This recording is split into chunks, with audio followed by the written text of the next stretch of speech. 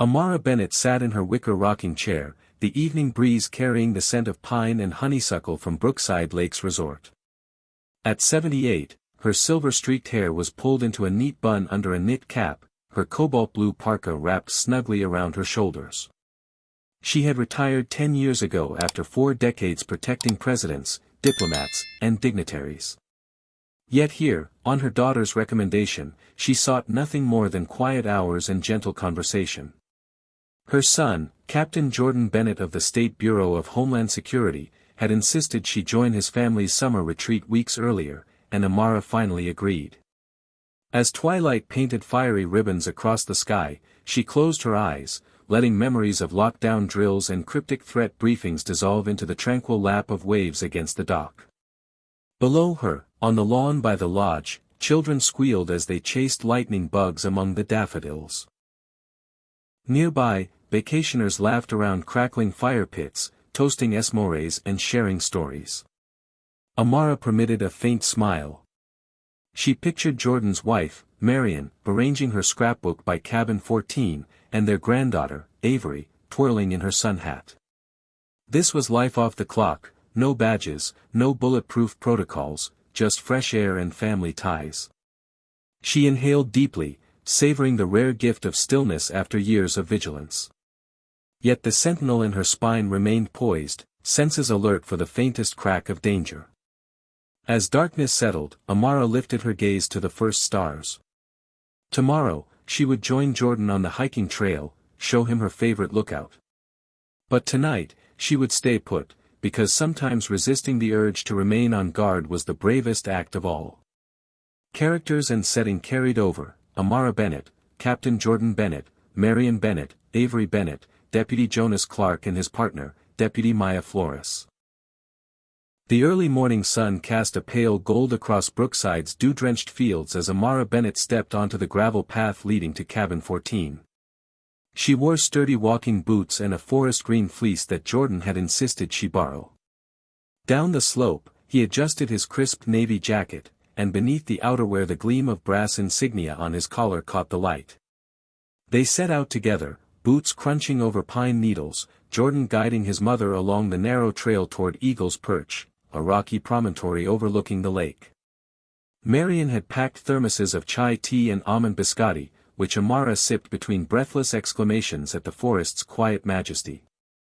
At the midpoint of their hike, a patrol cruiser crested the hill above the parking lot.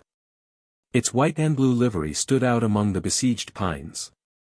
Amara paused, hand to her hip, instinct sparking. Jordan caught her eye and nodded, time to stay calm. Below them, deputies Jonas Clark and Maya Flores emerged, their uniforms crisp but their body language tight. They strode toward the lodge with purpose, too purposeful for a routine check. Jordan stepped forward, hands raised in greeting. "Deputy Clark, Flores, good morning," he called. Their surprise at his rank was instantaneous. Clark's jaw twitched, Flores's eyes widened. Amara noticed every beat. Clark cleared his throat. "Captain Bennett, ma'am," he began, voice flat. "We've had reports of unauthorized surveillance equipment near the resort's marina." His tone implied suspicion. Jordan's lips thinned. "Explain," he said softly. "I'm retired here with my mother and family." Flores fidgeted with her radio. "There's an infrared camera caught last night," Clark elaborated. "We believe someone's mapping the lake's shoreline after hours." Jordan exchanged a look with Amara, who shook her head slightly. No reconnaissance devices, only binoculars for bird watching. He squared his shoulders. "May I see your report?" Clark hesitated. He retrieved a small pad from his pocket, flipping pages. "Here, timestamp, camera tag. Location, coordinates." Amara stepped forward, voice firm but calm. "I have my spotting scope and binoculars inside cabin 14. You're welcome to verify. But you won't find any infrared tech." The deputies glanced at one another. Flores's shoulders sagged. "We thought," her voice trailed. Clark's tight expression softened. Jordan crossed his arms. Given my mother's service and my position, I'd hope for more discretion. Clark offered a curt nod. We'll confirm. Sorry for the intrusion. As they retreated to their cruiser, Jordan exhaled. Amara patted his arm. You handled that well. He smiled wryly. Years in the field teach you two things: verify, then trust nothing until proven. They resumed their climb in comfortable silence, the morning mist lifting to reveal the sapphire lake below. A reminder that vigilance and peace could coexist, if only one held firm. By dawn, Brookside's precinct was abuzz. Lieutenant Franklin had summoned Officer Carl Mills to a review room, where bodycam footage flickered on a screen. Sergeant Trent and Chief Summers watched in silence as Eleanor Hayes and Marcus Clark's curbside confrontation replayed. Mills sat, pale and shamefaced, as Franklin pressed on every lapse: the rush to judgment, the failure to verify credentials, the intimidation of a guest.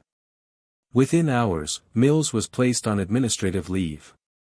His partner, Rosa Diaz, submitted a written statement, apologizing for not speaking up sooner.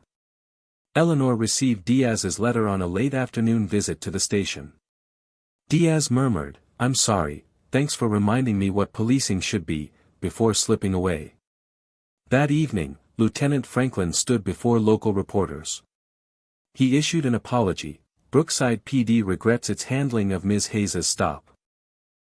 Officer Mills is on leave pending internal review. We will implement sensitivity and de-escalation training immediately. Hashtags like #StandWithEleanor trended overnight, and community leaders rallied for deeper reforms. Eleanor returned to Marcus's cabin, stirring pumpkin soup. Marcus poured cider and placed a gentle hand on her shoulder. "You were brilliant," he said. She only managed a tired smile. "It shouldn't have been my fight," she whispered. Across town, Pastor Nguyen organized a grassroots meeting at the Civic Center. Faith leaders, teachers, and activists drafted a petition for a civilian oversight board. Flyers declared, "Protect our neighbors. Demand accountability." By week's end, over 1,000 signatures had been collected. Council member Andrea Lowe announced a public forum.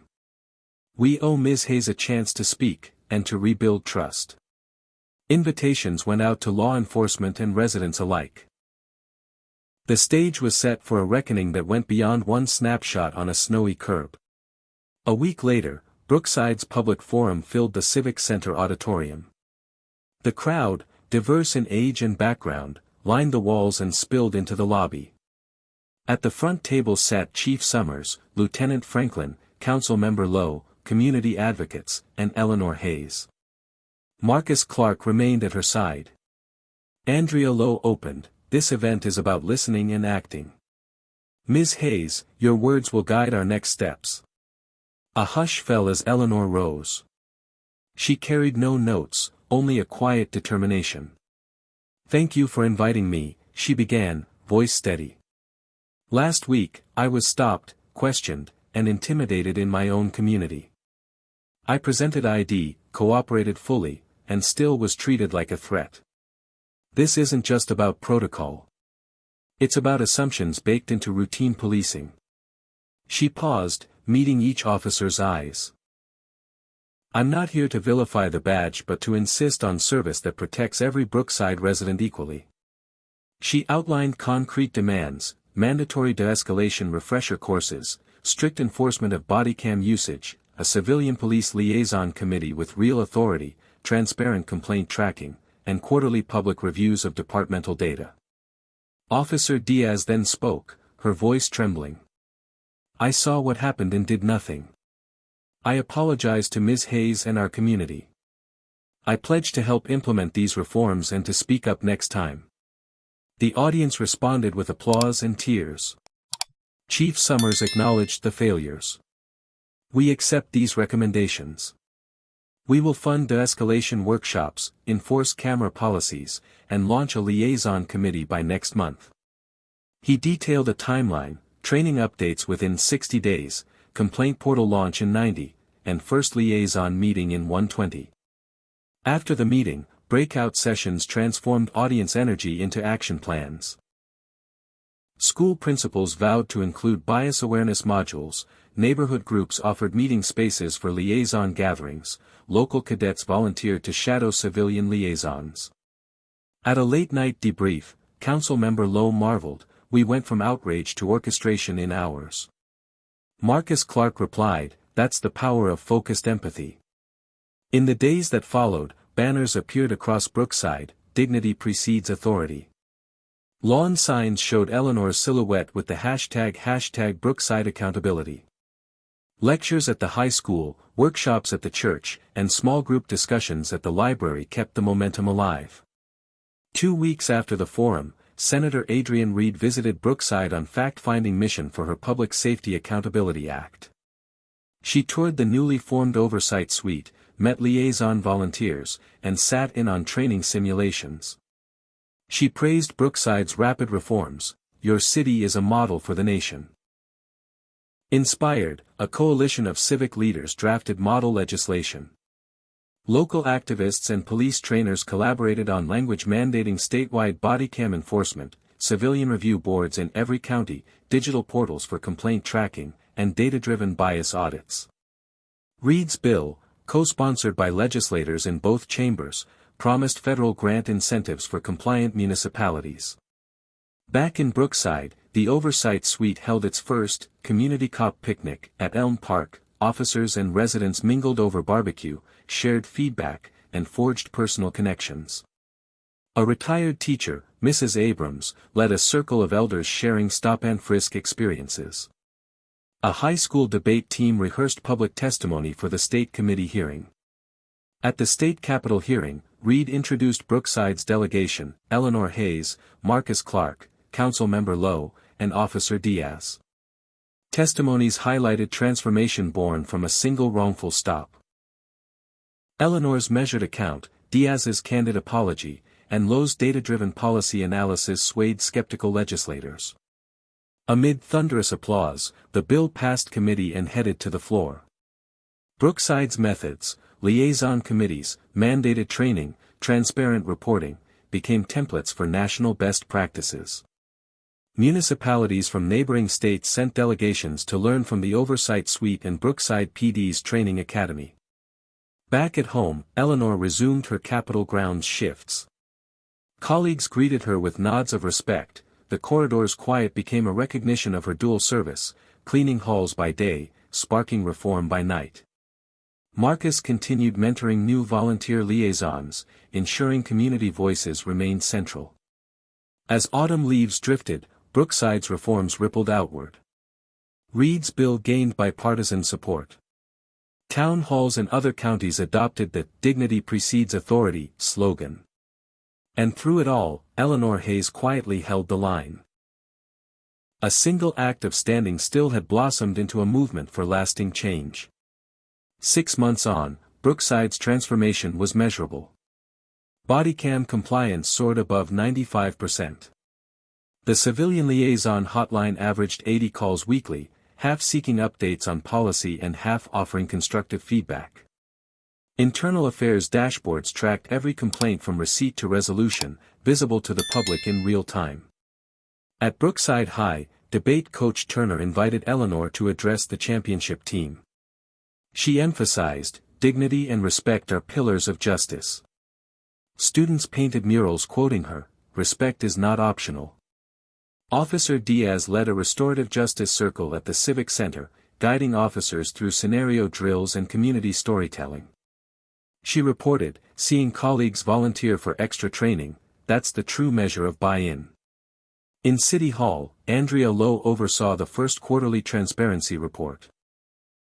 Stop-and-search rates had dropped 30% in majority-minority neighborhoods. Complaints were resolved 40% faster, and disciplinary actions rose accordingly, proof that accountability was real, not symbolic. Senator Reed's bill passed both chambers and became law. Brookside's success inspired federal appropriations to expand oversight models nationwide. Delegations visited from across the country, solidifying Brookside's role as a reform hub. Yet through the data and headlines, Eleanor remained grounded, She still served midnight shifts at the Capitol, still checked on neighbors like Mrs. Clark, still stirred soup on cool evenings. The true measure of change, she knew, was the everyday kindness and vigilance of a community determined to do better. Nearly 1 year after the curbside stop, Eleanor returned to the same cul-de-sac. Spring tulips peeked through fresh mulch, the weathered sign in front of Mrs. Clark's porch now read, "All are welcome." Neighbors waved as she passed. Teen skateboarders, retirees walking dogs, even HOA members who once glared now nodded in greeting.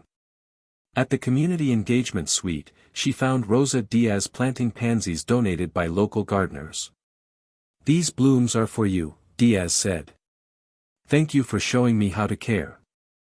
Eleanor, kneeling in the garden bed, replied, "We keep watering what we've planted." That afternoon, Marcus and Eleanor judged a mock city council debate at the high school. Teens argued oversight measures. One shy junior told Eleanor, "I want to run for student council, to serve." Eleanor's eyes glistened. Good leaders start by listening. As dusk fell, they picnicked on the cabin's porch, hot cider, cheese plates, laughter. The forest was quiet but for the call of loons across the lake. "We stayed," Eleanor whispered. "And we built." Marcus nodded, "Our presence was our protest." The shoreline lights winked on one by one. No longer symbols of unease, they now marked a community renewed by steady courage and collective care.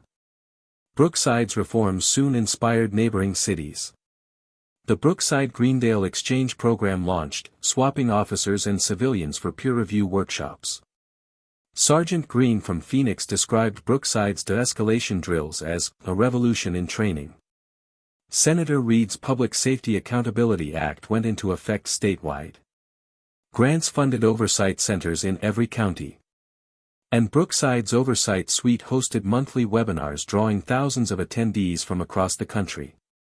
At the National Association of Chiefs of Police Conference, Chief Summers presented Brookside's data, complaint volumes down, community trust surveys up 35%. He credited Eleanor's stand as the spark that ignited comprehensive reform.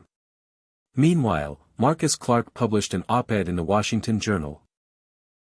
Civic Trust Through Inclusion, praising liaison committees and transparent complaint portals. He urged federal agencies to adopt similar models. Back in Brookside, the Civic Center's main hall displayed a permanent exhibit, photographs of Eleanor's stop, the public forum, and early volunteer recruitment flyers. A plaque read, "Honoring quiet courage that changed a community." Visitors left notes of thanks, and school field trips included reflective sessions on empathy in law enforcement. Eleanor and Marcus continued co-hosting monthly community dialogues, forums where officers and residents shared food and stories, building personal connections that outlasted policy memos. Their weekly routine, shifts at the Capitol, neighbor check-ins, and civic service, remained unchanged, a testament to the power of steady presence. On the first anniversary of the curbside stop, Brookside held a remembrance ceremony at Elm Park. Lanterns bobbed on the lake's surface as Eleanor, Marcus, Rosa Diaz, and Councilmember Lowe spoke in turn, honoring the journey from distrust to partnership. Elijah and Isaiah, now 14, led a youth choir singing, "Lean on Me." Parents wept softly, remembering how fear once silenced them. Eleanor watched her son stand tall, proof that resilience and grace can reshape the future. Later, outside Mrs. Clark's cabin, Eleanor found the once tense neighbor, Ms. Parker, placing fresh flowers and murmuring a heartfelt apology. Eleanor simply smiled and said, "Thank you for showing up." As lantern light faded into dawn, Eleanor stood on her porch, wrapped in a shawl. She gazed at the horizon, Brookside's skyline newly bright with potential. Justice, she realized, wasn't a destination but a daily choice. Across the lake, cabins glowed in welcome. She closed her eyes, breathed in the pine-scented air, and whispered, "We belong. We're here to stay." And in that stillness, dignity roared louder than any siren ever could.